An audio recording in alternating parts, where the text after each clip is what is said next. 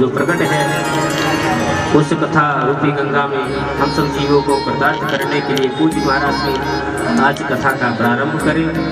पूज्य महाराज जी के चरणों में प्रणिपात करते हुए जय जय श्री राम।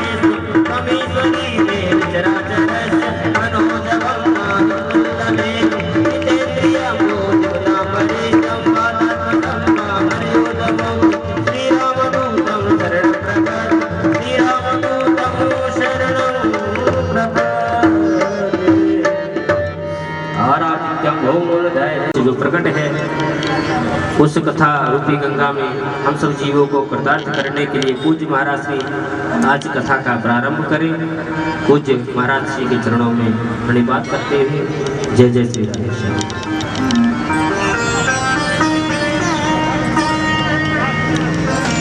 मौत को दूजे श्री भगवान राधे मेरी स्वामिनी मैं राधे जो दास जन्म जन्म मोहि दीजियो श्री वृंदावन वास। बोले वृंदावन बिहारी लाल की जय हो। श्री यज्ञ नारायण भगवान की जय हो। जय जय श्री राम।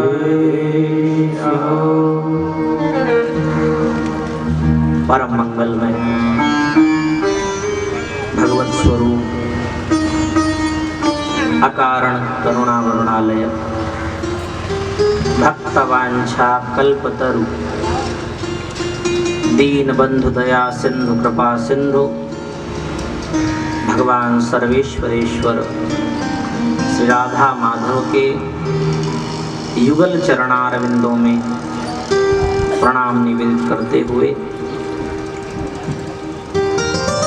परमाराध्या जगत जननी माँ करनाला के चरणों में प्रणाम करते हुए हमारे संगीत के आचार्यगण तथा भागवत मूल पाठ पूजन ये सब कराने वाले कर्मकांडी ब्राह्मणजन और आप सभी उपस्थित श्रोत्र वृंदों के हृदय में विराजमान भगवान गोविंद को प्रणाम करते हैं।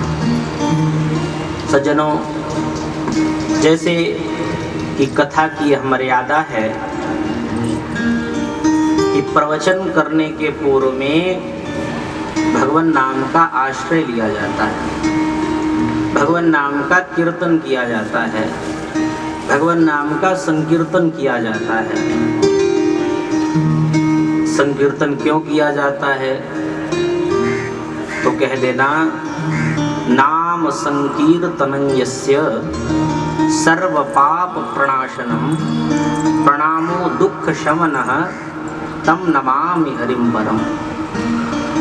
यह नाम संकीर्तन जो है वो सभी पापों को समाप्त कर देता है। सर्व पाप प्रणाशनम प्रणामो दुख शमनः, इनको प्रणाम करिए, ये दुख का शमन करते हैं। कौन करते हैं? तो वो हरि करते हैं। हरति इति हरि, जो हरण करता है उसी का नाम हरि है। क्या हरण करता है? रुपया हरण करता है। अरे हम आप सबके रोग दोष इन सबको समाप्त करने वाले का नाम हरि है। तो आइए मन और वाणी को पवित्र करने के लिए सबसे पहले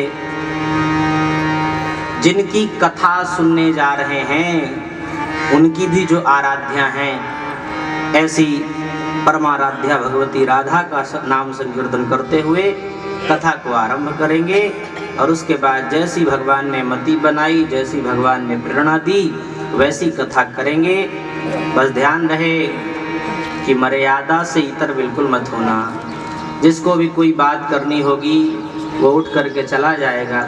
उसका कारण यह है कि हम लोग मर्यादा में रह करके हमने अध्ययन किया है और मर्यादा में रह करके हम सुनते हैं और सुनाते भी हैं। इसलिए सभी लोग बड़े प्रेम पूर्वक राधा राधा राधा राधा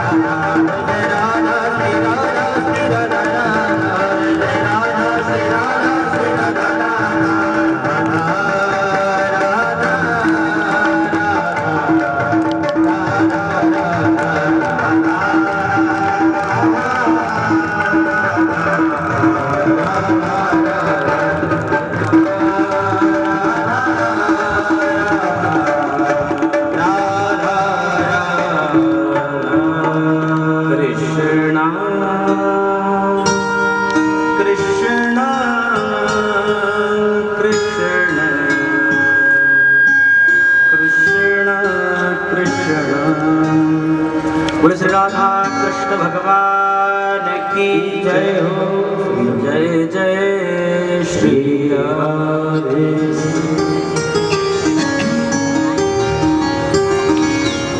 महत सौभाग्य, पूर्व वर्षों की भांति इस वर्ष भी जगत जननी माता करनाला देवी ने अपने चरणाश्रित बुलाया है और मनुष्य जन्म का जो मूल उद्देश्य है उस उद्देश्य की पूर्ति करवाने का प्रकल्प माता ने ही लिया है, इसलिए उन्होंने बुलाया। हम सब बहुत सौभाग्यशाली हैं। सज्जनों, कोई सोचे कि हमने बुलाया, कोई सोचे हमने बुलाया, कोई सोचे हमने बुलाया, पर सत्य बात यह है वही आप सबके हृदय में प्रेरक बन करके आप सबके द्वारा यह कथा का आयोजन कराया। आप भी सौभाग्यशाली हैं और हम भी सौभाग्यशाली हैं। बोले करनाला मैया की। सज्जनों, भगवान की अनेक मूर्तियां होती हैं। कोई पत्थर की मूर्ति बनवाता है, कोई अष्टधातु की मूर्ति बनवाता है, लोग सोने चांदी की भी बनवाते हैं मूर्ति। तो यह भी भगवान की मूर्ति है। यह जो भागवत है यह भी भगवान की मूर्ति है, यह भी भगवान का विग्रह है। कैसा विग्रह है? तो बोले ये भगवान का शब्दमय विग्रह है। भगवान नारायण नारायण। तो जो जोशी मठ है वो बद्रीनाथ के लगभग 25 या 30 किलोमीटर पहले पड़ता है। तो जोशी मठ शहर है, ऐसा कह सकते हैं। तो आदि शंकराचार्य जी को यहाँ पर कौन कौन जानता है? सज्जनों, हम प्रश्न कर रहे हैं कि आदि शंकराचार्य जी को कौन कौन जानता है? जबरदस्ती हाथ मत उठा लेना, पूछ लूंगा। मैंने पहले ही कहा यह राष्ट्र सांता का नहीं, ये राष्ट्र संतों का है। और आज हम आप सब हिंदू और सनातनी बने हैं तो वो आदि शंकराचार्य जी की देन है कि हम सब हिंदू और सनातनी बचे हैं। सज्जनों, आज आप सब अवश्य जाना, और आजकल फोन का युग है तो फोन में ही सर्च कर लेना, तो पूर्ण बात तो नहीं आएगी आदि शंकराचार्य जी के बारे में, पर कुछ आ जाएगी। तो कुछ देख लेना और फिर हम मौका लगते ही बीच बीच में आदि शंकराचार्य जी की कथा सुनाते रहेंगे। आदि शंकराचार्य कौन है? शंकर ही शंकराचार्य के रूप में इस भारत भूमि में दक्षिण के केरल के कालटी नामक ग्राम में उनका प्रादुर्भाव होता है। और वो भगवत पाद शंकराचार्य पूरे भारत की यात्रा लगभग 4 से अधिक बार करते हैं और कुल मिला के 32 वर्ष की आयु तक ही वो इस धराधाम में रहे और 32 वर्ष की आयु में ही पैदल पूरे भारत का भ्रमण किया। और जो सनातनी इधर उधर विस्मृत या विलुप्त होते जा रहे थे, शास्त्र विलुप्त होते जा रहे थे, उन सबका पुनरुद्धार किया है और हम आप सभी को आज सनातनी बने रहने दिया है। इसलिए बोलो भगवत पाद शंकराचार्य भगवान की जय हो। तो शंकराचार्य जी ने सनातनियों के कल्याण के लिए, सनातनियों की रक्षा के लिए चारों दिशाओं में अपने 4 उत्तराधिकारी नियुक्त किए। तो एक दक्षिण में है श्रृंगेरी पीठ, पश्चिम में जाएंगे तो द्वारकापुरी आती है, तो दूसरा हो गया द्वारकापुरी। तीसरा, आप जब कभी उड़ीसा जाएंगे पुरी, जगन्नाथपुरी, तो वहां पर पुरी पीठ है, जगन्नाथपुरी पीठ है। तो ये तीसरे और चौथा जो है वो उत्तरामनाय ज्योतिष पीठ जोशी मठ में चौथा जो पीठ है वो स्थापित हुआ। तो वहां पर कल्प वृक्ष है। क्या है? नाम सुना है? अरे भाई सिर झूठा ही ला दो, हमको पता चल जाए, आप लोग सब जानते हो। तो कल्प वृक्ष जो है, कल्प वृक्ष की यह महिमा है। कल्प वृक्ष के नीचे बैठकर आप जिस वस्तु या स्थान की कल्पना करेंगे वह आपको प्राप्त हो जाएगा। और दूसरी एक मणि का नाम है चिंतामणि। तो चिंतामणि आपको मिल जाए, जिस वस्तु का चिंतन करोगे वो भी आपको मिल जाएगा। पर चिंतामणि और कल्प वृक्ष में भी सामर्थ्य यह नहीं है कि वह हमें वैकुंठ का दर्शन करा दे, हमें भगवान का दर्शन करा दे। तो भगवान का दर्शन कौन करा सकता है? बोले भगवान का दर्शन तो गुरु ही करा सकते हैं। कहा है ना, गुरु गोविंद दो खड़े काके लागू पाए, बलिहारी गुरु आपने गोविंद दियो मिलाए। तो गोविंद से कौन मिलाता है? गोविंद से गुरु मिलाते हैं। गुरु शब्द का तो अर्थ ही है जो अंधकार से प्रकाश की ओर ले जाए, उसी को गुरु कहते हैं। सबको अपने जीवन में गुरु अवश्य बनाना चाहिए। गुरु की कृपा के बिना व्यक्ति वैकुंठ का अधिकारी नहीं बनता। कितना भी आप योजन प्रयोजन और कुछ भी बना लीजिए, कितने भी विद्वान हो जाइए, कितने भी त्यागी तपस्वी हो जाइए, फिर भी जीवन में गुरु रूपी सूर्य का होना अति आवश्यक है। सज्जनों, श्री शौनक जी महाराज कहते हैं आपके ऊपर तो गुरु की बड़ी कृपा है। आइए एक गुरु का भजन श्रवण करें, उसके बाद फिर आगे आपको कथा हम सुनाएंगे। हो मेरा तारे हरि से जोड़े ऐसा कोई गुरु मिले, मेरा तारे हरि से जोड़े ऐसा कोई संत मिले, मेरा तारे हरि से जोड़े ऐसा कोई संत मिले, मेरा तारे हरि से जोड़े ऐसा कोई संत मिले। संत मिले गुरुदेव मिले, संत मिले गुरुदेव मिले, संत मिले गुरुदेव मिले, संत मिले गुरुदेव मिले।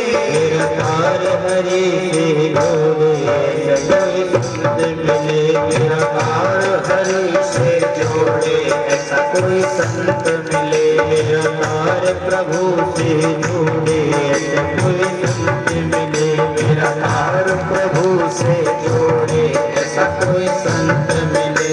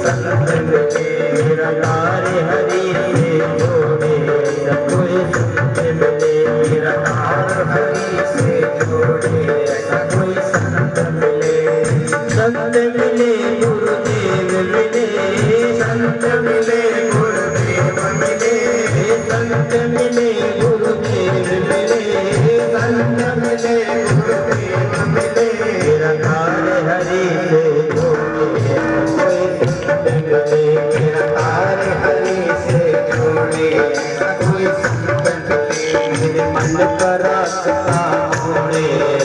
कोई संत मिले मेरा मन का रास्ता मोड़े, ऐसा कोई संत मिले।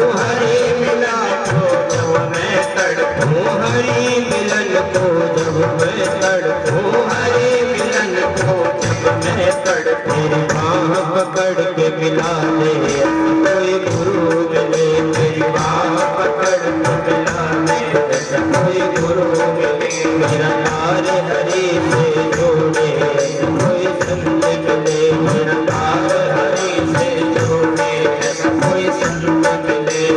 संत मिले गुरुदेव मिले, संत मिले गुरुदेव मिले, संत मिले गुरुदेव मिले, संत मिले गुरुदेव मिले, मेरा तार हरि से जोड़े, कोई संत मिले, मेरा तार हरि से जोड़े, ऐसा कोई संत मिले। संत मिले गुरुदेव मिले, संत मिले गुरुदेव मिले, संत मिले गुरुदेव मिले, संत मिले गुरुदेव मिले, मेरा तार हरि से जोड़े, ऐसा कोई संत मिले, मेरा तार हरि से जोड़े, ऐसा कोई संत मिले, मेरा तार प्रभु से जोड़े, ऐसा कोई गुरु मिले, मेरा तार प्रभु से जोड़े, ऐसा कोई संत मिले, मेरा तार हरि से जोड़े, ऐसा कोई संत मिले, मेरा तार हरि से जोड़े, ऐसा कोई संत मिले। मेरा तार हरि से जोड़े, ऐसा कोई संत मिले, मेरे मन का रास्ता मोड़े, ऐसा कोई संत मिले। तो हे शूद्र जी महाराज, आपके ऊपर तो गुरु की कृपा है, तो आप ही हमें ये बताएं कि समस्त शास्त्रों का सार क्या है। भाई गेहूं का सार क्या है? गेहूं का सार पूड़ी है, पराठा है, रोटी है, उसको खा करके हमारी तृष्णाएं शांत होती है। तो उसी प्रकार समस्त शास्त्रों का सार क्या है? भाई गेहूं की खेती की गई, बीज लगाए गए, पानी दिया गया और समय समय पर उसको रसायन जो देना था वो भी दिया गया। तो इतना कुछ करने का साथ सभी लोग वही बात बताते, हमें लगता है हमसे पहले इन्होंने सबसे बात बता दी। तो ये अक्सर ऐसी बात होती है कि हम लोग देखो जो कहते हैं वो करते नहीं, क्या जो हम कहते हैं वो करते नहीं, वो करते हैं तो रहते नहीं। बड़ी विचित्र सी बातें हैं। हम बोल देते हैं अरे आज तो व्रत है, और व्रत कह करके भी हम खूब खा लेते हैं। खाते हैं कि नहीं खाते हैं? यहाँ सब लोग बैठे हैं, जिनका भी व्रत होता हो, खाते हो कि नहीं खाते हो? सब बताओ। व्रत तो कल एकादशी है, अब मैं भाई झूठ नहीं बोलूंगा, खाऊंगा तो मैं भी, पर कहने की बात यह है कि ये व्रत है, पर व्रत नाम होता है। जो कहते हैं वो करते नहीं, और जैसा करते हैं वैसे रहते नहीं, तो विडंबना है। अब लेकिन जो साधु पुरुष होते हैं वो जो कहते हैं वैसे ही रहते हैं। तो यहाँ सूत जी महाराज ने कहा सावधान तया शृणु, सावधान होकर के सुनिए। मैं बहुत विशेष बात बताने जा रहा हूं, इसे सावधानी पूर्वक सुनना। देखो, संसरति इति संसार, जो सरकता रहता है उसी का नाम संसार है। देखो सरकता है कि नहीं। हम लोग योजना बना रहे थे 24 तारीख को महाराष्ट्र पहुंचना है, कल्याण पहुंचना है, 25 से कथा करनी है, 24 को कलश यात्रा। कलश यात्रा भी बीत गई, एक दिन पूरा हो गया। आज ये प्रथम दिन कथा का, ये भी लगभग पूरा होने की ओर बढ़ रहा है। हम लोग सोचे कि इसको पकड़ लें भैया, 7 दिन का तो आपको पता ही नहीं चलेगा। 7वें दिन के बाद आप भी दुखी होंगे, हम भी थोड़े समय के लिए दुखी होंगे, पर ये पकड़ में आने वाला नहीं है, ये सरकता है। व्यक्ति कहे नहीं साहब हम तो घड़ी को रोक लेंगे, तो घड़ी वो जो लगी हुई है देखने वाली, उसको आप रोक सकते हैं। जो प्राकृतिक घड़ी है उसको कोई नहीं रोक सकता। काल व्याल मुखग्रास त्रास निर्नाश हेतवे, श्रीमद् भागवतम शास्त्रम कलौ कीरेण भाषितम। सबसे बड़ी बात यह है कि प्रत्येक मनुष्य यहाँ का डर रहा है। क्यों डर रहा है? कहीं हमारी मृत्यु न हो जाए, कहीं हम मर न जाएं। अब मरने का डर लगा हुआ है, पर मरना है, मरने को कोई नहीं रोक पाया। जिन परीक्षित जी ने कलयुग को भी दबोच लिया, पकड़ लिया और दंड दे दिया, वो परीक्षित जी भी काल के गाल में फिसल गए। तो जो भी व्यक्ति आया है उसको जाना है। भागवत में कह रहे हैं कि देखो, मरने से तो हम किसी को नहीं बचा पाएंगे। आप लोग बैठे हैं, हम यह भी नहीं कहेंगे कि कथा आप सुन लो नहीं मरोगे। अरे भैया, जिस डॉक्टर को हम भगवान कहते हैं, जो दूसरे को मरने से बचाता है, उस डॉक्टर की भी मृत्यु हो जाती है। होती है कि नहीं होती है? तो हम कैसे कह सकते हैं भैया कि शाश्वत प्रत्येक व्यक्ति रहेगा, कभी नहीं मरेगा? मरना तो सबको है, पर जो मृत्यु का डर हम आप सबको सताए रहता है, हाय कहीं मर ना जाए, ये काम करने तो जा रहा हूं, कहीं हमको कुछ हो ना जाए। तो ये जो डर क्षण क्षण में आपको हो रहा है, इस डर को समाप्त करता है यह श्रीमद् भागवत का प्रवचन। इसको किसने इसका वाचन किया? तो कहा कीरेण शुकेन भाषितम। शुकदेव रूपी उन महापुरुष ने यह भागवत की कथा हम सबको प्रेषित की। देखो, तोता बड़ा मीठा बोलता है कि नहीं बोलता है? तोता बहुत मीठा बोलता है, पर बोलता वही है जो उसे सिखाया जाता है। सुखदेव जी महाराज को भी सिखाया गया। सुखदेव जी को किसने सिखाया? सुखदेव जी को उनके पिता वेद व्यास जी ने सिखाया। भागवत की यदि महिमा का व्याख्यान करें, तो जब भागवत की कथा सुनाने जा रहे थे परीक्षित जी को सुखदेव जी, उस समय देवता आ गए। देवता कौन है? क्षीणे पुण्य मर्त्य लोकम विशंति। जो पुण्य का उदय होने पर जो 100 अश्वमेध यज्ञ आदि कर लेता है, वो देवता बनता है। देवताओं में कौन सा देवता? इंद्र देवता है। कौन सा देवता? इंद्र देवता। वो दूर तक लोग बैठे हैं, सब लोग बोलो भाई, कौन से देवता? इंद्र देवता। वो 100 अश्वमेध यज्ञ करता है, उसे शतक क्रतु कहते हैं। अब इंद्र तो बन जाता है, पर ये देवता जो हैं, ये पुण्य क्षीण होने पर वापस आ जाते हैं। जैसे जिसका बहुमत अधिक हो, वही मुख्यमंत्री या प्रधानमंत्री पद का उम्मीदवार बनता है। तो उन्होंने अश्वमेध यज्ञ किया तो वो बन गए, पर जैसे ही मदिरा आदि का पान करने लग गए, आदि अप्सराओं का नाच गाना देखने लग गए, तो ये सब देखते देखते उनका पुण्य समाप्त होने लग जाता है। और जैसे ही पुण्य समाप्त होता है, वैसे उन्हें उठा करके पटक दिया जाता है नीचे। तो देवता जो है वो जन्म भी लेते हैं, मरते भी हैं। तो हम आप सभी देवता बनते हैं। हो सकता है अगली बार आप इंद्र बन जाओ, आप कुबेर बन जाओ, सब कोई ना कोई पद को स्वीकार कर सकते हैं भाई। सज्जनों, इंद्र आदि देवता आते हैं, क्या लेकर आते हैं? कुंभ लेकर आते हैं। कुंभ में क्या है? घड़े में क्या है? अमृत भरी हुई है। अमृत लेकर आए, प्रणाम किया महाराज जी। हमने सुना है कि परीक्षित को 7 दिन में मरने का श्राप मिल चुका है, और ये उसी श्राप के डर से भागवत की कथा सुनने के लिए आए हैं। भगवान, ये आप मेरे हाथ में देख रहे हैं, ये अमृत है, अमृत। और ये अमृत जो पीता है वो अमर हो जाता है। तो मैं चाहता हूं कि इस अमृत को परीक्षित जी पी लें तो वो अमर हो जाएंगे, और जो आप भागवत कथामृत उनको पिलाने जा रहे हैं वो हम सबको पिला दीजिए।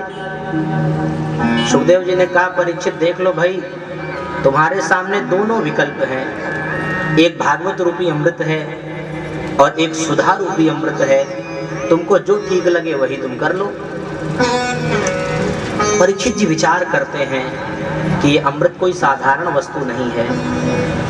आप सब यदि कथा सुने होंगे मोहिनी अवतार की कथा, तो जब समुद्र मंथन से अमृत निकलता है तो असुर लेकर भाग जाते हैं, और जब असुर लेकर भाग जाते हैं तो भगवान को एक स्त्री का रूप बना करके, एक मोहिनी का रूप बना करके आना पड़ता है। किस लिए?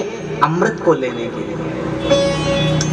अच्छा, वहां से भी अमृत देखिए, अमृत निकलने पर भी भगवान धनवंतरी के रूप में प्रकट हुए, और जब अमृत चुरा लिया तब भी भगवान मोहिनी के रूप में अवतरित हुए। तो ये साधारण वस्तु नहीं है। गरुण जी जब इसको लेने के लिए देवलोक गए तो उन्हें बड़ी लड़ाई करनी पड़ी। तो ऐसा ना हो कि अमृत के लिए हम हाँ तो कह दें और ये अमृत हमारे पास आए और जैसे ही आए ये लेकर भाग जाएं। तो इसलिए मान लो अमृत हमारे पास आ भी जाए, हम पी भी लें, तो लोग कहते हैं अमर हो जाएगा, पर अमृत पीने से कोई अमर नहीं होता। अब जैसे मान लो अमर सिंह किसी का नाम हो, तो अमर सिंह नाम से कोई अमर रह सकता है क्या? ये जो अमृत है, जैसे हमारी आपकी अवधि 100 वर्ष की है, तो ये 100 वर्ष से बढ़ा करके 1000 वर्ष तक कर सकती है। पर ऐसा नहीं है कि इसको पीने के बाद व्यक्ति मरेगा नहीं, बिल्कुल मरेगा। सज्जनों, परीक्षित जी महाराज ने विचार किया, देखो मरना तो एक दिन है ही है, अरे भागवत रूपी कथामृत सुन करके मरेंगे तो भगवान के धाम में जाएंगे, और ये सुधा रूपी अमृत का पान करेंगे तो हो सकता है हम नरक में जाएं, इसलिए हमको तो भागवत कथामृत सुनना है। सुखदेव जी महाराज ने डांट करके भगा दिया, किसको? देवताओं को। कह दिया तुम अभक्त हो, तुम भागवत के अधिकारी नहीं हो। क्यों? क्योंकि यहाँ पर ये सैकड़ों की संख्या है श्रोताओं की, यहाँ किसी ने किसी से नहीं पूछा तुम कहाँ से आए हो, तुम कौन हो, क्या करते हो, कितना पैसा कमाते हो। अरे भाई ये सार्वजनिक कथा है, सभी लोग सुने। पर कोई आकर के यहीं पर कह दे साहब इन सबको भगा दो, केवल हम कथा कराएंगे, हम जो भी होगा दक्षिणा हम देंगे, तो हम तो तैयार कभी नहीं होंगे। लेकिन फिर भी आपको हम बता रहे हैं।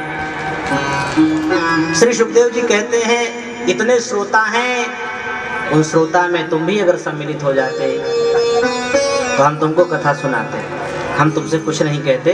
प्रधान श्रोता तो एक व्यक्ति होता ही है, तो प्रधान श्रोता तो हमारे परीक्षित जी पहले से ही हैं। अब बीच में कोई कहते साहब नहीं हम कथा कराएंगे, इन सबको हटाओ, तो गड़बड़ हो जाएगा। सज्जनों, सुखदेव जी महाराज ने कहा तुम्हारी जो ये अमृत रूपी ये कुंभ है, ये कांच के टुकड़े के समान है। किसके समान है? कांच का टुकड़ा। और हमारे पास जो श्रीमद् भागवत है ये किसके समान है? तो ये करोड़ों रुपए की मणि के समान है, करोड़ों मणियों के समान है। इसलिए तुम अभक्त हो, तुम सौदागर बन करके आए हो, और केवल सौदागर नहीं तुम ठग करने के लिए आए हो, ठगने के लिए हमें आए हो, भाग जाओ यहाँ से। तो सज्जनों, ये जो भागवत की कथा है ये तो देवताओं को भी दुर्लभ है। देव दुर्लभ श्रीमद् भागवत की कथा सुखदेव जी परीक्षित जी को सुनाते हैं। देवता भागे भागे ब्रह्मा जी के पास पहुंचे और कहने लगे, महाराज ये भागवत में ऐसा क्या है जिसके फलस्वरूप हमको सुखदेव जी ने भगा दिया? तो बोले, देख लो, कथा पूरी होने दो, क्या होता है। 7 दिन की कथा जब पूर्ण हुई तो परीक्षित जी को वैकुंठ मिला। श्रीमद् भागवत की महिमा है सज्जनों। श्रीमद् भागवत में ये सप्ताह की कथा का आरंभ कब से हुआ? तो कहा ये सनकादिक ऋषियों से हुआ। किनसे हुआ? सनकादिक ऋषियों से। ये सनकादिक ऋषियों नाम पर ये 4 हो जाते हैं, सनक, सनंदन, सनातन और सनत कुमार। ये चारों ऋषि को ही सनत कुमार। एक बड़ा सुंदर भजन लोग गाते हैं, हमारो धन राधा श्री राधा श्री राधा। हमारा तो एकमात्र धन क्या है? राधा नाम है। और वो अभी वृंदावन में एक महाराज बड़े ख्यापित हो रहे हैं, श्री प्रेमानंद जी महाराज। तो देखिए ना, लोग कहते हैं किडनी फेल हो जाए तो लोग बचते नहीं हैं, और ऐसा सुनने में आता है कि उनकी दोनों किडनियां फेल हैं, फिर भी वो राधा नाम के आश्रय से, भगवती के, भगवान के नाम के आश्रय से ऐसा लगता ही नहीं कि ये बीमार हैं। तो ये जो भगवान का नाम है, यही संतों का सबसे बड़ा धन है। वह विपत्ति नहीं है जिस समय भगवान का नाम मुख से निकल रहा हो। आगे चल करके कुंती की स्तुति में आप सुनेंगे कि कुंती भगवान से दुख मांग रही हैं, कुंती भगवान से कष्ट मांग रही हैं। क्यों मांग रही हैं? कह रही, भगवान जब तक हमारे जीवन में दुख था तब तक तो आप थे, और जैसे ही आज हमारे जीवन में ये भौतिक सुख आया वैसे ही आप हमको छोड़ करके जाने लग गए। इसलिए भगवान वह संपत्ति नहीं है जिस समय आप ना हो साथ, और वह विपत्ति नहीं है जिस समय आपका नाम हमारे मुख में हो। इसलिए आपको क्या कष्ट है आप बताने की कृपा करें। तब नारद जी महाराज ने कहा कि भैया मुझे लगा कि चलो पृथ्वी पर चलते हैं, पृथ्वी पर सत्संग होता है, तो चलेंगे, सत्संग करेंगे, आनंद आएगा। और मैं पृथ्वी पर आया तो पुष्करंच प्रयागंच काशीम गोदावरीम तथा हरिक्षेत्रम कुरुक्षेत्रम श्रीरंगं सेतुबंधनम एवं मादिषु तीर्थेषु ब्रह्मांड इतस्ततः। मैं पुष्कर गया, प्रयाग गया, काशी गया, गोदावरी गया, श्रीरंगम गया, सेतुबंध में गया, और एवं मादिषु तीर्थेषु, इन सब तीर्थों में जाने पर भी हमारे चित्त को शांति नहीं मिली। सज्जनों, जब श्री राम जी अपने ससुराल गए तो जानते हैं ससुराल में विवाह के समय गारी की भी प्रथा है, और हास्यास्पद अक्सर माताएं बहनें हास्य करती हैं। तो बात चल गई कि इनके पिता कौन है? बोले दशरथ। तो दशरथ का मतलब भाई रथ जिसमें 10 घोड़े जुते हों वही दशरथ। अरे हैं तो एक पर 4 पत्नियों को रख रखा है।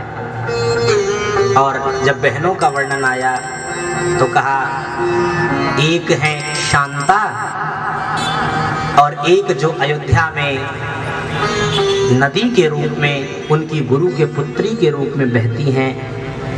तो किसी ने कहा कि यहाँ पर सबको क्या चाहिए? तो बोले शांति शांति शांति। हास्यास्पद बात है। बोले क्यों साधु जी आपको क्या चाहिए? बोले शांति। पंडित जी आपको क्या चाहिए? शांति। ये ससुराल के पक्ष के लोग बोले। तो शांति किसको नहीं चाहिए जीवन में? पर प्रत्येक व्यक्ति शांति चाहता है, पर सबको शांति नहीं मिलती। कोई तन दुखी, कोई मन दुखी, कोई धन बिन रहत उदास, और थोड़े थोड़े सब दुखी सुखी राम के दास और हर हाल में खुश रहे, संतों से सीखा जाए, हर हाल में खुश रहना, संतों से सीखा जाए, हर हाल से जुड़ा रहना, महफिल से जुड़ा रहना, संतों से सीखा जाए, हर हाल में खुश रहना, संतों से सीखा जाए, हर हाल में खुश रहना।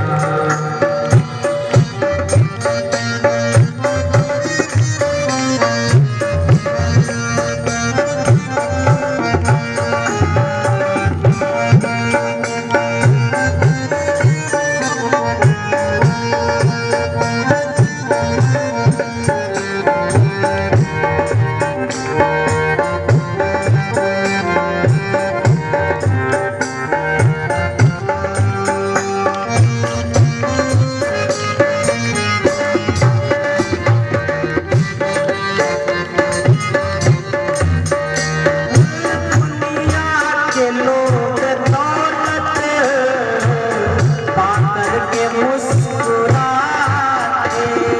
दुनिया के लोग दौलत पाकर के मुस्कुराते। आपके वाम भाग में आऊंगी, नहीं तो मैं आपके वाम भाग में आने वाली नहीं हूँ। तो अब विवाह की जो मूल प्रथा थी, जो संस्कार था, वो समाप्त हो गया। अब पंडित जी से कहते हैं जितनी जल्दी हो सके उतना जल्दी आप मंत्र पढ़ दो और काम खत्म करो। अब कैमरामैन पूरा 12-14 घंटा ले लेगा, सजाने वाला अपना समय ले लेगा और डीजे वाला अपना पूरा समय लेगा, उसमें कोई रोक टोक नहीं। जैसे ही पंडित जी के पास आए, पंडित जितना जल्दी हो सके उतना जल्दी आप इसको करा दो। अब जब आप जितनी जल्दी उसका कर्म करा रहे हैं, उतनी जल्दी ही आपका विवाह भी टूटता दिखाई दे रहा है। आजकल लोगों का विवाह हो जाता है, पता ही नहीं चलता कब इनका तलाक हो गया। तलाक हमारे यहाँ का कोई शब्द नहीं, हमारे यहाँ तो कभी जीवन में तलाक हुआ ही नहीं। आप देख लीजिए, राम जी के अयोध्या में एक धोबी ने कह दिया, धोबी के कहने पर सीता जी को जरूर बाहर किया। कौन सी? छाया रूपी सीता का, मूल सीता का नहीं। फिर भी सीता का परित्याग नहीं किया। देखने में लगता है परित्याग किया, पर सीता जी का कभी परित्याग राम जी ने नहीं किया। तो इतना कुछ होने के बाद भी सीता जी ने कभी ये नहीं कहा कि मैं आपको छोड़ के जा रही हूं, कभी नहीं कहा। 14 वर्ष का वनवास जो सबसे कठिन काल था, उसमें सब तो दुखी हो गए, पर लक्ष्मण जी और माता सीता ने कहा मैं चलूंगी आपके साथ। कौशल्या समझा रही हैं, कैकेयी समझा रही हैं, सुमित्रा समझा रहे हैं, दशरथ जी समझा रहे हैं, अरे तू जनक की दुलारी, तू तो राजमहलों में रही है। राम जी स्वयं कहते हैं देवी तुम मत जाओ, मार्ग में बड़ा कष्ट है, कांटे हैं, कंकड़ हैं, और वहां तो न रहने की व्यवस्था न खाने की व्यवस्था। जब याद आती है सोने की तो हाथ पीछे करके तकिया समझकर सोते हैं, और सोने की बात आए आसन की तो पृथ्वी को ही वह आसन समझ करके सोना होता है, और खाने के लिए तो पत्ते साग भी मिल जाए तो उसको भी चबाना पड़ता है। तो देवी तुम मत जाओ। उन्होंने कहा नहीं हम तो जाएंगे। तो ये आज का जो शब्द डाइवोर्स, तलाक, ये हमारे यहाँ का तो नहीं है। और मैं आपको कहूँ कभी कितना भी कष्ट हो जाए जीवन में, अरे आप दूर मत जाइए। कपिल भगवान के पिता करदम जी महाराज से विवाह हुआ देवहूति मैया का, पर देवहूति मैया ने जब देखा कि पति साधना में है, तपस्या में है, तो अपने सारे श्रृंगारों को उतार करके एक किनारे रख दिया और अपने पति की सेवा में लग गई। और 1-2 वर्ष की बात नहीं है सज्जनों, हजारों वर्ष मानो बीत गए, तब जाकर के उनका नेत्र खुला। और नेत्र खुलते हुए देखते हैं तो सामने एक बूढ़ी जर्जरित स्त्री खड़ी है। प्रश्न किया तुम कौन हो? तो बोले महाराज हम आपकी श्रीमती जी। उन्होंने अपने पति का जो धर्म, जो पत्नी का जो धर्म, जो पति का धर्म, उन दोनों ने अपने धर्म का परित्याग नहीं किया। इसलिए प्रयास करना चाहिए।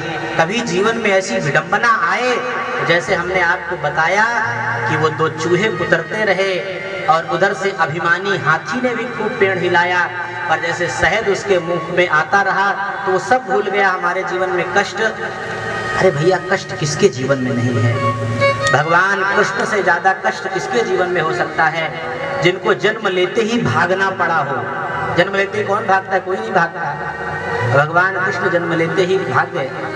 भाई पिता के साथ ही गए, गोकुल गए। गोकुल भी बहुत समय तक नहीं रहे, वहां से फिर 5 वर्ष की अवस्था में भागना पड़ा। वृंदावन आए, वृंदावन में भी बहुत दिन तक नहीं रहे। 12 वर्ष की अवस्था में मथुरा भागे और 12 वर्ष की मथुरा में अवस्था में जा करके, अरे जिनको पूतना अपने स्तनों में जहर लगाकर मारने के लिए आई हो, भगवान ने उसका भी अनिष्ट नहीं सोचा और विचार किया, भली बुरी जैसी भी हो, काम तो इसने माँ जैसा किया है। दूध पिलाने का कार्य तो माँ का होता है। इसलिए जो गति हम यशोदा को देंगे, जो गति हम देवकी को देंगे, वही गति आज इस पूतना को भी हम प्रदान कर देंगे। तो ये हमारा सनातन धर्म है। मैं बहुत लाड प्यार पूर्वक यह बात कहता हूँ और बड़े आस्था से कहता हूँ, और आप सबका प्रशंसक होकर के, आप सबका मार्गदर्शक होकर के मैं कह रहा हूँ कि जीवन में ऐसी कभी विडंबना आए, प्रयास करना चाहिए। ठीक है, अगर सिर झुका करके रहने में यदि हमको वहाँ रहने दिया जाए, वहाँ हमें सुख की अनुभूति कालांतर में हो जाए, तो हमें झुक भी जाना चाहिए। झुकने में क्या है? कोई जाता है क्या? अरे भाई आप झुक गए, इतने में क्या? हाथ जोड़ने पर, भाई सामने वाला भले हाथ जोड़ने पर हाथ नहीं जोड़ रहा है, पर परमात्मा तो देख रहा है। कितने महापुरुष राम जी अपने गुरु के सामने झुक रहे हैं, अपने माता पिता के सामने झुक रहे। देखिए, कैकेयी के द्वारा 14 वर्ष का वनवास भी प्राप्त हो जाता है, फिर भी अपनी माँ की निंदा नहीं करते। सौतेली माँ ही सही, पर सौतेली माँ की निंदा नहीं करते हैं। तो मैं कह रहा हूँ, भगवान कृष्ण से ज्यादा कष्ट किसी को नहीं होगा। अच्छा देखिए, मथुरा भी 12 वर्ष की अवस्था में रहे, तो वहां से भागना पड़ा उज्जैन पढ़ने के लिए। वहां से पढ़ करके आए तो फिर देखा कि जरासंध, माने इनके मामा जी का जो ससुर था, कंस का जो ससुर था, वो भगवान कृष्ण को मारने के लिए चला आया। एक बार नहीं 17 बार 23 अक्षौहिणी सेना के साथ आया भगवान को मारने के लिए, पर भगवान को मार नहीं पाया। भगवान को वहां से भी भागना पड़ा। भगवान का नाम क्या रखा? रणछोड़। क्या नाम है? रणछोड़। बोले रणछोड़ सरकार की जय हो। भगवान रणछोड़, भगवान का नाम पड़ा। वहां से भगे भगवान 24 वर्ष की अवस्था में। भगवान के तो पूरे जीवन में प्रत्येक दिन विपत्ति आती रही। जन्म से लेकर के पूतना, अरिष्टासुर, धेनुकासुर, अघासुर, तमाम असुर आते जाते गए। इसलिए फिर से मैं कह रहा हूं कि कष्ट कुछ क्षण का होता है और कष्ट आएगा और चला जाएगा, आंधी और तूफान की तरह।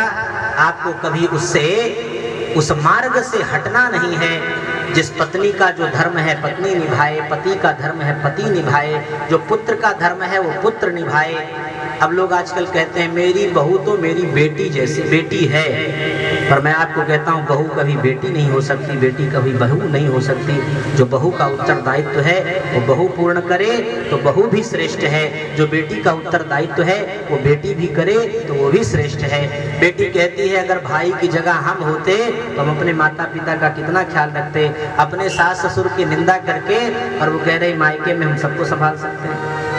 आजकल लोग अपनी सास की निंदा करके पड़ोसी की सास को अच्छा बताते हैं, पर सच बात यह है पड़ोसी जिसकी सास वो है, अगर पड़ोसी से आप पूछो तेरी सास कैसी है तो वो भी कहेगी मेरी सास भी ऐसी है जो मुझे श्वास भी नहीं लेने देती। बोले वृंदावन बिहारी लाल की। तो सबके जीवन में कष्ट है, सबके जीवन में कष्ट है।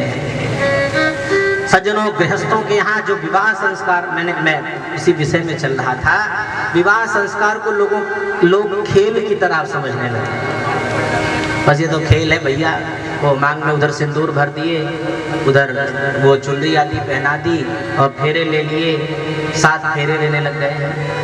7 फेरे का कोई विधान नहीं है, ये 7 फेरे तो इन टीवी वालों ने, इन फूहड़ बॉलीवुड वालों ने, इन सब ने दे दिया। 7 जन्मों का बंधन है साहब, 7 फेरे लेने चाहिए। 4 फेरे का विधान शास्त्र में, 7-7 फेरे घूम रहे हैं। अब जिनको विवाह का मतलब ही नहीं पता, वो कैमरे वाले कहते हैं पंडित जी थोड़ा दूर हटो, हमको थोड़ा खींचने दो फोटो। अब बेचारा कोई लोटा पकड़े खड़ा है, कोई माला पकड़े खड़ा है। तो ऐसे अशास्त्रीय कृत्य हम सबके जीवन में। एक बात आपको और कह दूं, जो ब्राह्मण विवाह के समय में हमारी पूजा प्रक्रिया कराता है, जीवन बंधन में हम सबको बांधता है, अक्सर लोग दक्षिणा देने में कतराते हैं। मैं ब्राह्मण हूँ इसलिए मैं नहीं कह रहा हूँ, ठीक है। मैं तो जल्दी किसी के विवाह में वैसे भगवान की कृपा से जाता ही नहीं हूँ। कभी जाना भी पड़ जाए तो कोई दोष नहीं है।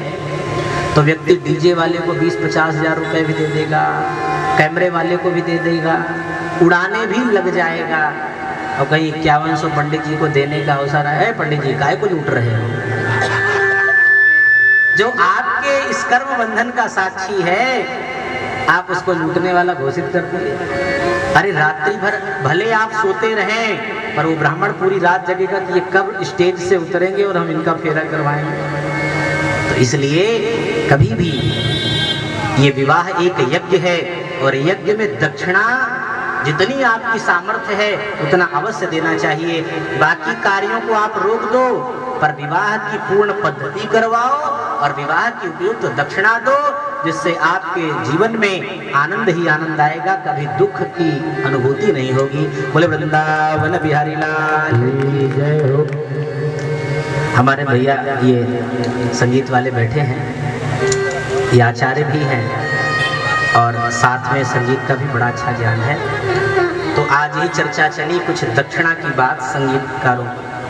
किसी कथावाचक ने इनसे कहा होगा कितनी लेते हो दक्षिणा, तो इन्होंने अपना बताया ये लेते हैं। बहुत दक्षिणा बढ़ा दी आपने। तो इन्होंने कहा क्या करें महाराज।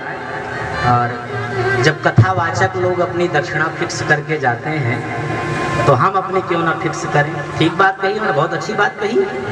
और चाहिए जितना हम आपके अंदर सामर्थ्य हो। यद्यपि यहाँ ये हमसे बात फिक्स नहीं, ये तो वैसे ही इन्होंने कह दिया भाव जगत में, पर वास्तविक में ब्राह्मण जो होता है शांत चित्त होता है। और ये कभी भी किसी कार्यक्रम में जाते हैं तो मांग नहीं होती, जो मिल जाए सो मिल जाए। फिर भी समझाना चाहिए लोगों को, कोई भी कथावाचक आए तो जो फिक्स करके आएंगे वो फिक्स जैसे ही रहेंगे। तो फिक्स जैसे का मतलब आजीवन नहीं रहेंगे, वो दिखते तो रहेंगे पर होंगे नहीं। जो दिखता है वो होता नहीं, जो होता है वो दिखता नहीं। अब गुलाब जामुन देख लीजिए, गुलाब जामुन में न तो गुलाब है न जामुन है क्या? न गुलाब है न जामुन है, फिर भी उसका नाम गुलाब जामुन है। तो जो दिखता है वो होता नहीं। आकाश पुष्प, अब आकाश पुष्प कहाँ होगा, कौन सा आकाश पुष्प? तो नाम है पर उसमें कुछ है नहीं। जो दिखता है वो होता नहीं, जो होता है वो दिखता नहीं। इसी को कहते हैं ब्रह्म सत्यम और जगत मिथ्या। ये जगत मिथ्या है और ब्रह्म सत्य है। सज्जनों, एवं पश्चन कलेर दोषान पर्यटन नवनीमहम यामुनम तटमापन्नो यत्र लीला हरेरभूत। जब नारद जी को गृहस्थों के यहाँ शांति नहीं मिली, देखा कि कोई कार्यक्रम होता है तो माता पिता से मार्गदर्शन नहीं लेते, ससुराल से साले साहब को बुलाते हैं और साले साहब बताते हैं ऐसा करना है ऐसा करना है। तो विवाह के नाम पर क्या होता है आजकल, देनदारी और खरीददारी होती है। 50 लाख रुपया हम लेंगे तब अपने बेटे का विवाह आपकी बेटी से करेंगे।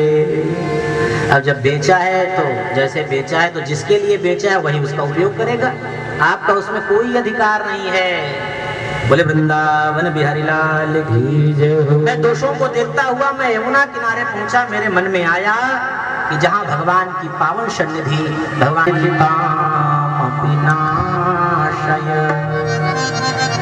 दर्शनम तव लोकस्य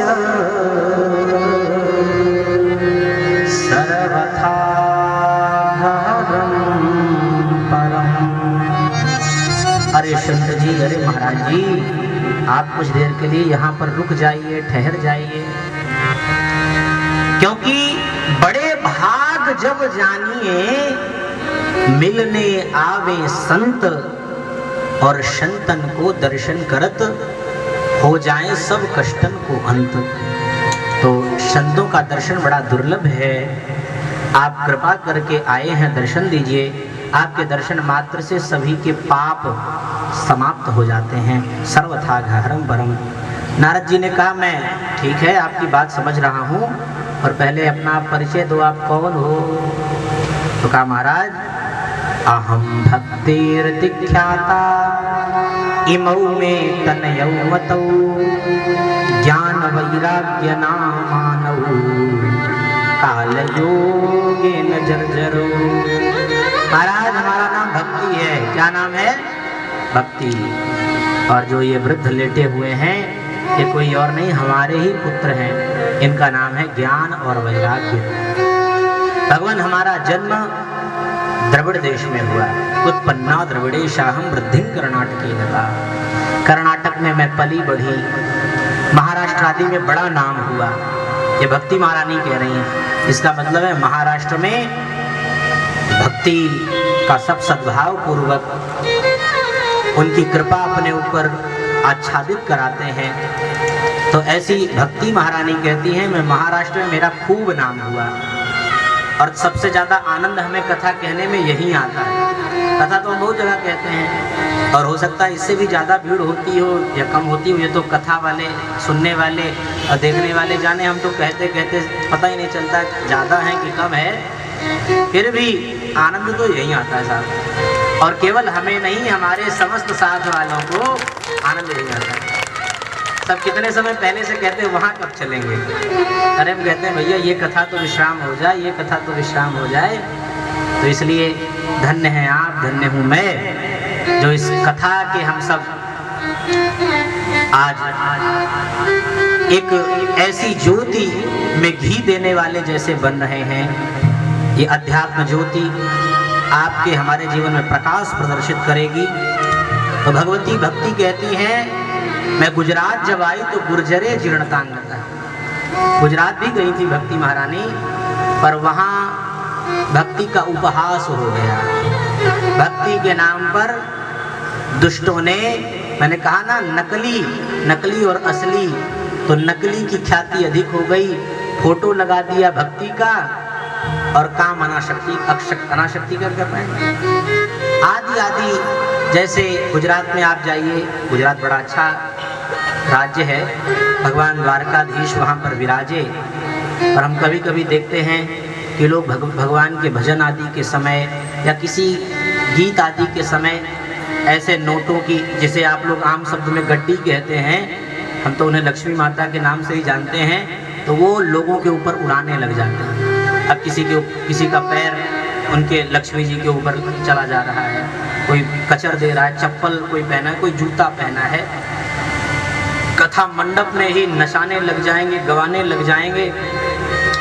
तो भक्ति कहती, मैं वहां जाकर के बुढ़ी हो गई। मैंने सोचा कि अब क्या होगा, तो मैं वृंदावन चली आई। जैसे वृंदावन आई तो वृंदावन में मैं तो नवयुवती हो गई, पर मेरे दोनों पुत्र ज्ञान और वैराग्य ये बूढ़े हो गए। महाराज, मैं एक बात आपको कह दूं, अगर इन दोनों बालकों की स्थिति में परिवर्तन नहीं हुआ, अतः ये स्वस्थ नहीं हुए, तो हम इस वृंदावन का भी परित्याग कर देंगे। इदम स्थानम परित्यज्य विदेशं गम्यते मया।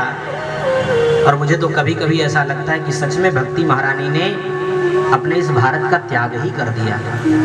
विदेशी हम आपकी नीतियों को अपना रहे हैं, हम आप जैसे वस्त्र पहनने लग गए हैं, हम आप जैसी साधना भजन करने लग गए हैं, पर हम सब उनकी तरह होने लग गए हैं। आजकल ना हम लोग मर्यादित वस्त्र पहनते हैं, न मर्यादित अन्न ग्रहण करते हैं, न मर्यादित हम सबके जीवन में कोई भाव प्रयुक्त हो रहे हैं। सब उल्टा सीधा चलता जा रहा है, सब चलता जा रहा है।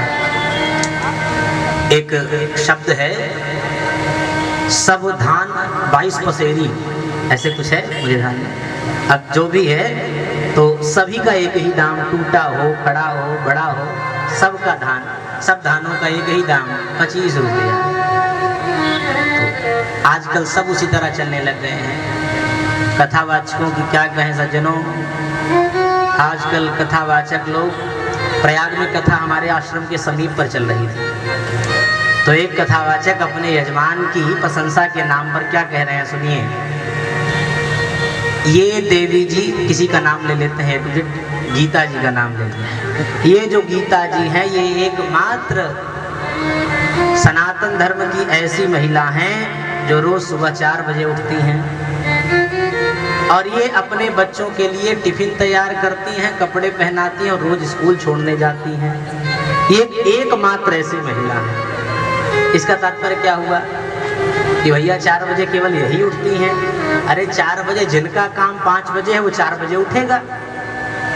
तो प्रशंसा के पुल बांधने के चक्कर में अमर्यादित कृत्य भी मंच पर भी लोग करने लग जाते हैं, मंच पर ही नाचने लग जाते हैं साहब। मंच की बड़ी मर्यादा है, ये व्यासपीठ है साहब, वह साधारण वस्तु नहीं है। हम सबने कष्ट तो नहीं कह सकते, क्योंकि ब्राह्मण का जीवन कष्ट नहीं कह सकते। ब्राह्मण को तो कष्ट ही वो उसके लिए उत्तम साधन होता है। भाई अक्सर देखिए कोई भी बात होगी तो ब्राह्मण, एक ब्राह्मण था, वो एक गांव में रहता था, वो बड़ा गरीब था। ब्राह्मण भी कहते हैं अपने आप को, कुछ कथावाचक लोग कहते हैं अरे राम राम, हम तो बड़े गरीब थे साहब, और बड़े गरीब थे, हमको घर घर में हम भीख मांगते थे। अरे भीख और भिक्षा में भेद है। ब्राह्मण तो सुदामा जी महाराज भी थे। सुदामा जी महाराज के लिए कहा गया है कि सुदामा जी महाराज ब्राह्मण ही नहीं, ब्राह्मणों में श्रेष्ठ हैं। क्यों? क्योंकि वो याचक नहीं है, वो भिखारी नहीं है। उनको भिखारी बना दिया जाता है, वो भिखारी नहीं है। अरे भैया ब्राह्मण जो है इस राष्ट्र का मार्गदर्शक है, और शास्त्र कहता है यदि ब्राह्मण के पास बहुत धन हो जाएगा तो वो अहंकारी हो जाएगा, अभिमानी हो जाएगा। इसलिए ब्राह्मण के पास धन सीमित हो, व्यवहार के लिए हो। और यहाँ पर और भी ब्राह्मण बैठे हैं, ये मत सोच लेना कि मैं पैसे कम करने के चक्कर में हूँ, ऐसा नहीं। ब्राह्मण यदि बहुत धनाढ्य हो जाए, मन से धनाढ्य हो ठीक है, पर व्यवहारिक रूप से अधिक धनाढ्य हो जाए, हो सकता है अहंकारी हो जाए। ब्राह्मण इस शरीर का सबसे अंतिम शरीर है। ये जो योनियां हैं, 84 लक्ष योनियां हैं, ये ब्राह्मण जो योनि है वो सबसे अंतिम योनि है। तो ब्राह्मण को अभिमान नहीं पालना चाहिए, अहंकार नहीं पालना चाहिए। उसे सोचना चाहिए भगवान ने बड़ी कृपा की इस ब्राह्मण शरीर को दे करके, ऐसा कर्म करें कि दोबारा हमको जन्म ना लेना पड़े, भगवान के द्वार पर पहुंच जाएं, भगवान के हम सचिव बन जाएं, भगवान के द्वारपाल बन जाएं। तो अपने आप को श्रेष्ठता का घमंड या अहंकार लेकर के किसी भी वर्ण, किसी भी व्यक्ति को नहीं चलना चाहिए। हम सब इस शरीर के अभिन्न अंग हैं और सब अपने में श्रेष्ठ हैं। पर ब्राह्मण इसलिए श्रेष्ठ है क्योंकि ब्राह्मण त्याग की मूर्ति है, ब्राह्मण तपस्या की मूर्ति है, ब्राह्मण वैराग्य की मूर्ति है। इसलिए ब्राह्मण को देवता कहा जाता है। अब देवता नाम सुन करके वो अपने को भगवान मानने लग जाए तब भी गड़बड़ हो जाएगा। ठीक है वो भगवान है, देवता है, पर अहंकार नहीं पालना है। सज्जनों, भक्ति महारानी जो है वो गुर्जरे जीर्णतांगता है। गुर्जरे गुजरात में जीर्ण शीर्ण हुई, वृंदावन पहुंची, वृंदावन में नवयुवती हो गई, बालक नवयुवक हो गए, पर कह रहे हैं विदेश हम चले जाएंगे। अगर आपने हमारे बालकों को स्वस्थ नहीं किया तो हम विदेश चले जाएंगे। नारद जी कहते हैं सज्जनों, जब भक्ति यहाँ से जाने की बात करती है तो साधु लोग क्या करते हैं, निवेदन करके उनको रोकते हैं। और आज सनातन धर्म जीवित है तो हमारे संतों के कारण, हमारे पूर्वजों के कारण आज हम सब भी सनातनी बने हुए हैं। सज्जनों, नारद जी महाराज कहते हैं देवी तुमको कहीं छोड़ के जाने की आवश्यकता नहीं है। अरे कलयुग के प्रभाव से तुम्हारे दोनों पुत्र जीर्ण शीर्ण हो गए, पर मैं तुमको या कहता हूँ कि देवी तुमको मैं गेहे गेहे जने जने मैं प्रत्येक व्यक्ति के हृदय में तुमको विराजमान कर दूंगी।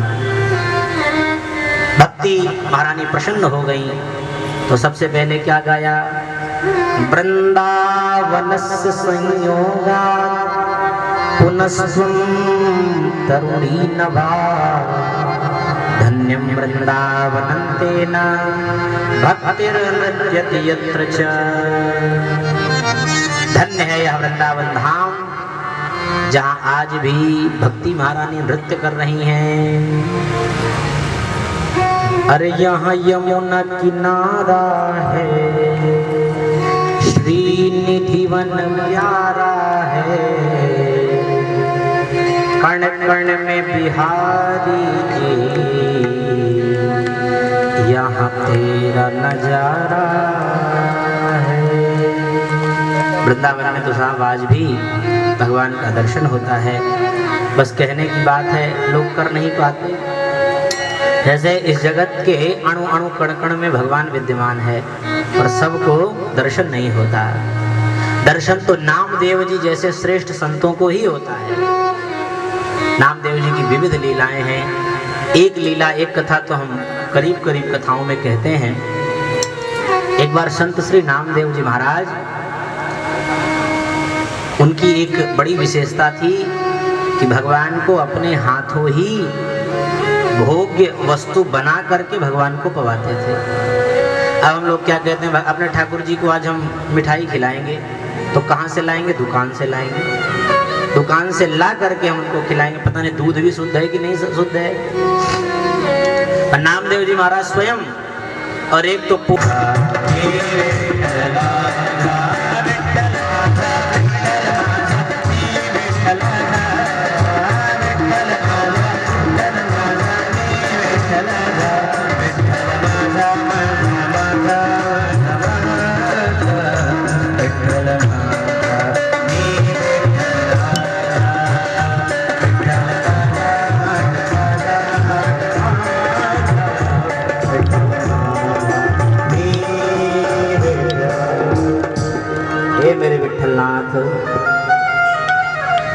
अरे सूखी रोटी मत खाइए, कम से कम घी तो लगा लीजिए।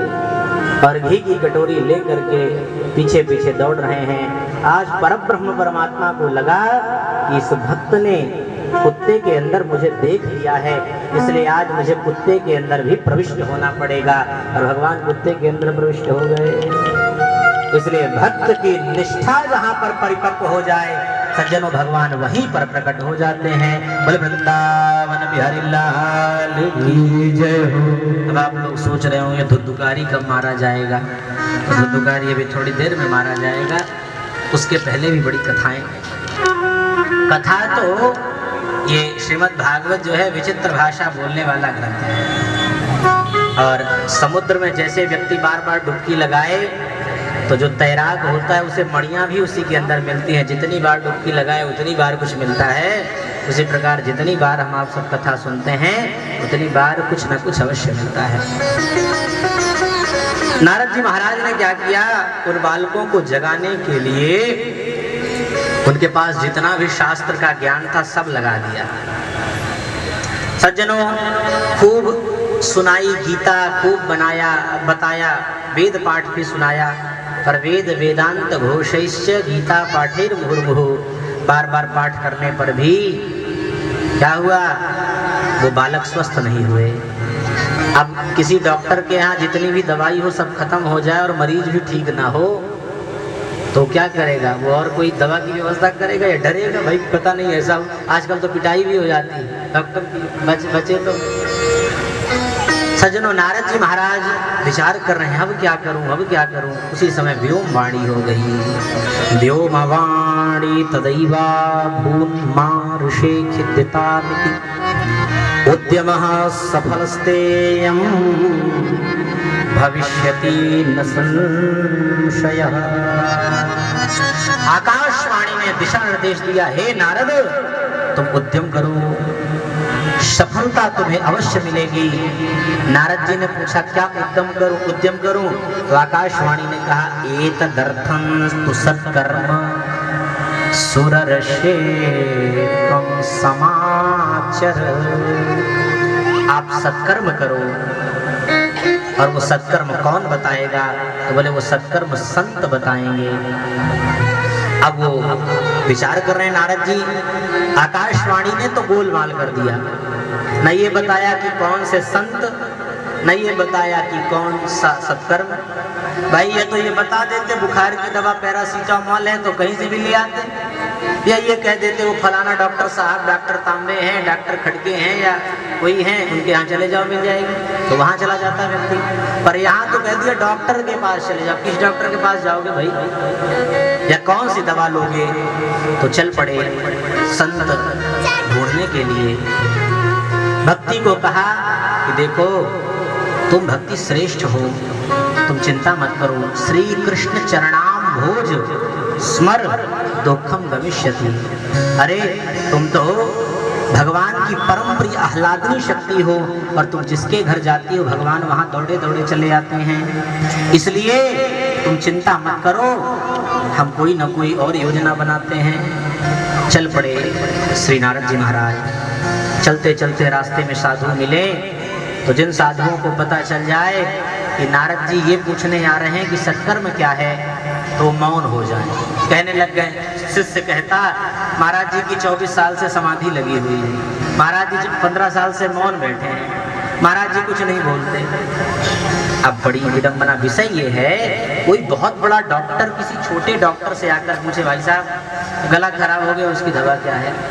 तो वो सोचेगा इतना बड़ा डॉक्टर जब इसे नहीं पता तो हम मान लो बता देते हैं तो कहीं फंस ना जाए, गलत मुंह से निकल जाए, कोई दूसरी दवा की जगह हम दूसरी दवा बता दें। सज्जनों, नारद जी महाराज पहुंचे हैं श्री बद्रीनारायण क्षेत्र में। वहाँ सनकादिक ऋषियों से मिलान हुआ है। सनकादिक ऋषियों ने कहा वाह भाई वाह, आप लोग ये सोच रहे हैं कि सत्कर्म क्या है, वो सत्कर्म कुछ और नहीं है। श्रीमद् भागवता लापः सतगीत शुकादि भी। यह श्रीमद् भागवत ही जिसका प्रवचन सुखदेव जी ने किया, वही वो सत्कर्म है जिससे ज्ञान और वैराग्य जागृत हो जाएंगे। तो ज्ञान और वैराग्य को जागृत करने के लिए भागवत रूपी सत्कर्म सुना है। नारद जी को विश्वास ही नहीं हुआ।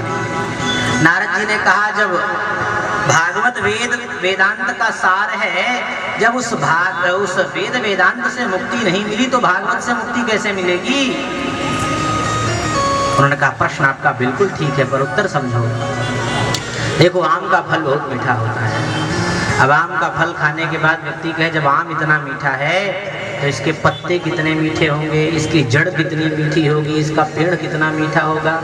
और आम के फल को छोड़ करके वो आम के पत्ते चबाने लग जाए, डालियां चबाने लग जाए, कोई स्वाद आएगा? कोई स्वाद नहीं आएगा। अब सज्जनों, घी की बड़ी सुंदर खीर बनती है, पर कोई कहे दूध से ही खीर बना है, तो जो खीर घी, देखिए शब्द का यही अपभ्रंश हो जाता है। लोग जा रहे हैं इसलिए अपभ्रंश हो रहा है। घी की पूरी बड़ी सुंदर होती है। अब कोई कहे दूध से ही घी बना है, तो घी की जगह दूध की पूड़ी बना लो, तो दूध की पूड़ी में कोई दम नहीं है, दूध की पूड़ी बनेगी ही नहीं, वो खाई नहीं जाएगी। बोले वृंदावन बिहारी लाल की जय हो। सज्जनों, गन्ने के रस की बड़ी सुंदर खीर बनती है।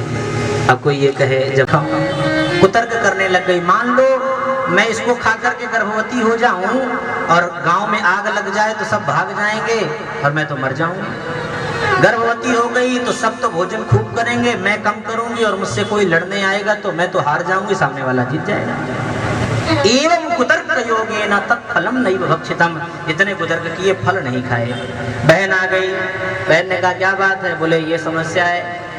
बोले अच्छा ऐसा कर कि बाबाओं के ऊपर भरोसा कबो ना करनी चाहिए। अरे ये सब बड़े ढोगी पाखंडी होते हैं, तांत्रिक होते हैं, तुझे अपने वश में कर लेंगे।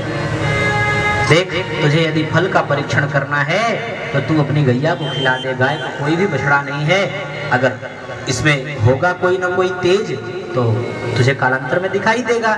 और तुझे यदि बेटा चाहिए तो मैं इस समय गर्भवती हूँ, जैसे ही मेरी संतान होगी मैं तुझे दे दूंगी, बदले में तुझे बहुत सारा धन देना पड़ेगा। ठीक है महाराज, दे दूंगी बहन, कोई बात नहीं। पर ध्यान देना, तब तक तुझे नाटक करना पड़ेगा गर्भवती होने का। पेट में कपड़ा बांध ले और बताती रहे खूब फायदा हो रहा है, खूब फायदा हो रहा है। इसी तरह करती रही। कालांतर में उसकी दुष्टा बहन के गर्भ से पुत्र का प्रादुर्भाव जन्म होता है। ला करके वह धुंधली को दे देती है। धुंधली खूब हल्ला मचाती है, मुझे बेटा हो गया, मुझे बेटा हो गया, मुझे बेटा हो गया। पंडित जी तो खुशी उनकी रहे ना। अब खुशी का ठिकाना न रहने पर क्या हुआ, प्रसन्न होकर के पूरे गांव में खूब धन बांटा। कुछ समय बाद गाय को भी एक बेटा हो गया। गाय के समान उसके कान थे, इसलिए उसका नाम गोकर्ण रख दिया। पंडित जी तो खुशी के मारे बावरे रह गए। आज लोग कह रहे हैं देखो भगवान जब भी देता है तो छप्पर फाड़ के देता है। कल तक इनको एक भी बेटा नहीं था, आज गाय को भी बेटा हो गया है। सच उसे कौन मिटाए उसे, जिसे तूने बचा लिया। कौन मिटाए उसे, जिसे तूने बचा लिया। सब दुख दूर हुए जब तेरा नाम लिया। सब दुख दूर हुए